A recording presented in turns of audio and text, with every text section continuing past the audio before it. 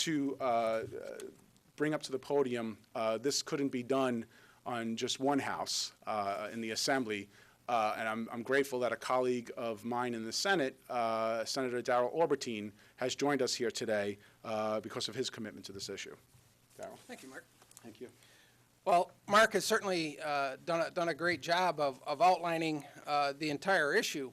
The fact of the matter is that commitments were made several years ago to an industry to move it forward. Infrastructure improvements were made, investments were made in an industry to support biodiesel. And for us to back away from that commitment now would be the wrong thing to do. It would be send the wrong message to an industry who, as I said, has made a major investment or major investments in the biodiesel industry. But as Mark truly outlined very well, the potential impact that this has on agriculture, on the economy of the state as a whole, the impact that it has on our environment, and the list goes on. This would certainly be, in my opinion, a giant step backward if we were to follow through with Governor Paterson's executive order to back away from this. So I most certainly am fully supportive. I'm certainly pleased that Assemblyman Thiel, Michelle is here with us as well. This is something that I believe codifying in law would be the right thing to do and send a message to an industry that has gone out, made investments, and that we are supportive and we are going to stay the course. So thank you very much, Mark. Thank you. And the order I'm following is who came here in succession and walked through the door. So the second to walk in was Assemblyman Fred Thiel, and I'd like to call him to the podium. I thought it was just age before beauty, but that's okay. And I did have the urge to yell out bingo when you were making your presentation, Mark. But this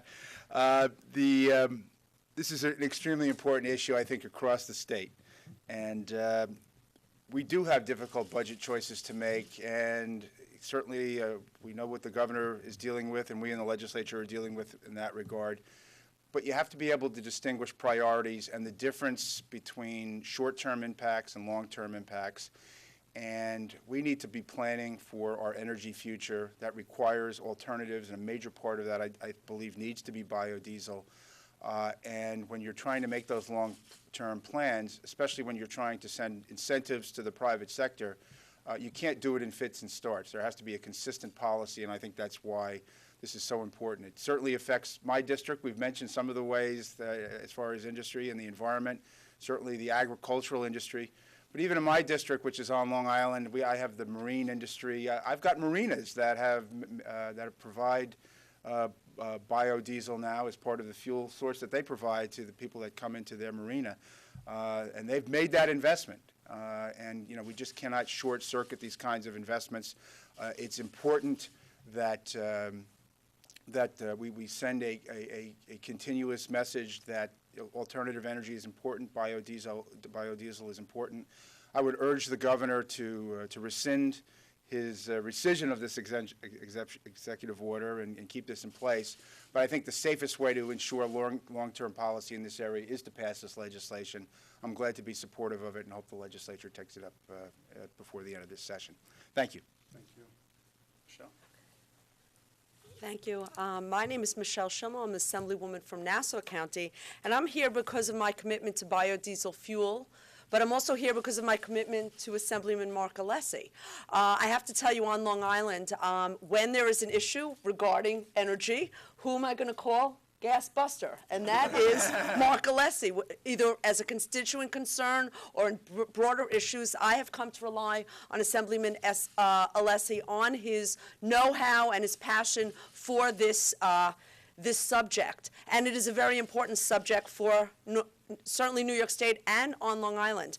And I just want to say, today I was watching on television the spill going on in Louisiana, and it's got to cut right to you. And there's got to be another way. And you know what I found out about energy? There's many ways. There have to be a lot of solutions to the problem of how do we fuel our economy and keep industry going. And I know that Mark has taken this on. He looks at the whole vast opportunities available. Biodiesel is definitively a big opportunity for our state, and I'm grateful to him for taking this on and showing the way that there are better ways. And thank you, Mark, for doing this. Thank you. Before I open it up to questions, I just want to close again by thanking all my colleagues that have joined us here today. Obviously, energy policy. He's sitting back there for a reason. He's being personally supportive. He wants to learn more about the issue.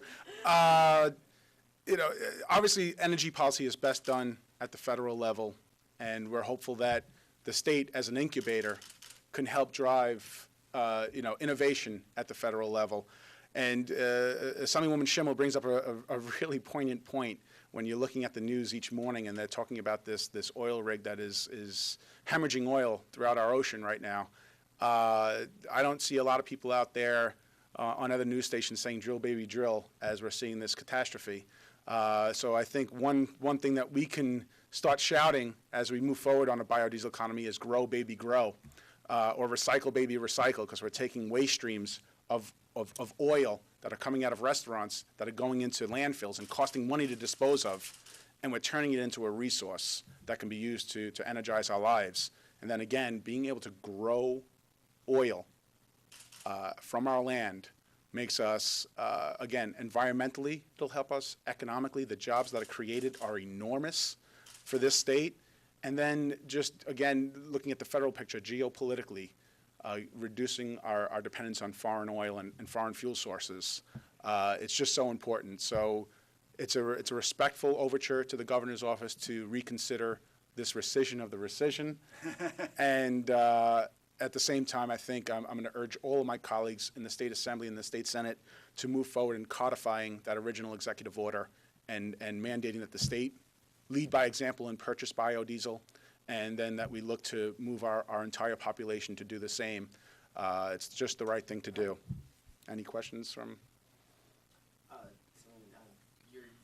You're announcing this sort of as a kind of an alternative to getting us away from foreign oil, but there's also the drilling of the Marcellus Shale that we've been proposed. Do you see this as an alternative to that, or are you saying this is kind of complementary? Moving towards what is going to be an independent energy future, I think it's important that we look at a diversified portfolio. So you can't put all your eggs in one basket to begin with.